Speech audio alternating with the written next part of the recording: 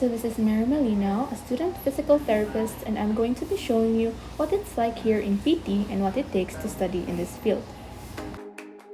So here in PT, we are taught a lot of skills and a lot of lessons regarding bandaging, cardiopulmonary health, several modalities such as here we have our Job's compression, very good for lymphedema. We are also taught taping, very good for MSK conditions, and we attend a lot of classes and so that we know our basic foundations. And then we also have our immersion so that we know what to do during our internship.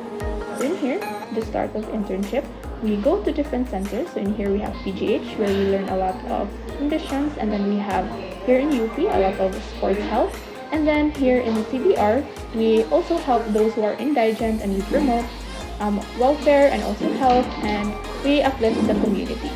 So in IRS we also do a lot of other modalities and treatments. So here we are doing EUS for patients with shoulder condition, and then here we come to SUNC where I will be showing you the ropes and also what we do here as student physical therapists or interns in our daily life. So as we enter, we come into our waiting area, so doctor's evaluation room, we have the reception area, and as we go further, we can see the treatment area. So we have our rooms, we have our stair ambulations, and also parallel bars so that we can help others in walking. So if we enter here, we have our interns lounge, and this is where we do our notes and also where we usually stay when we don't have patients at the moment.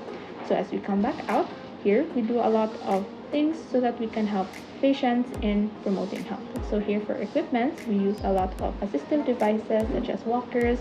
We have here our other equipment such as our weights so that we can help in strengthening, help in promote endurance, and also to help them in regaining their strength and also functional status. So the other equipments that we use, we have here our ergonomic bike, which is very good for improving strength of the lower extremities and the core. So we have another one over here. So this is the fuel one, and we use upright bike for other patients. And then we also have our treadmill, very good for helping and improve walking and also for endurance as well and cardiopulmonary health. So we have different hair settings so that we can edit them. And over here we have our parallel bars, very good as well for starting with ambulation, and it's also the one which is more stable. So in here we also have our vestibules, very good for balance, for pedia patients and such. And if we enter here in our treatment room, we have our ultrasound again. We have different dials here where you can change the setting, our ultrasound head, and we have our pulley bars, the treatment plinth, and we also have another modality called the IR, which is a heating modality used for conditions like bells. So if we treat patients, so here we are, you can see me preparing. We put on our PPE so that we can ensure that it is safe, and then we also protect our patients. And then if we do our necessary pre-care, you can see here that I am helping the patient in or applying ES, the pads here, on the necessary muscles that we want to promote strength or promote contractions. So in here in our patient, as you can see, there is increased muscle contraction through electricity. So this is good for patients who just had injury to their nerves or those who had poor motor control due to stroke. So we also cater to those who are children or pediatrics to help them in achieving developmental milestones and also other motor coordination and such. So after that, we also do our aftercare. So here you can see me cleaning the pads or the gel off of the pads, and I'm putting them back to where it belongs.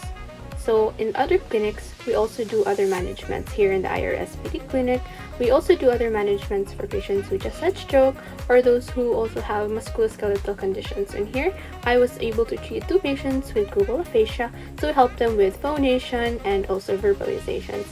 So here in one of my patients, I was helping them in improving their coordination of their arm since the patient presents with dysmetria, and we also did other managements for problem solving and to see if they're able to understand or follow instructions since the patient was considered to have global aphasia. And when we do other managements such as gait training, we always remember not to forget the gait belt. So after all of that, we do our note-taking to see and document if patients have progress during our sessions.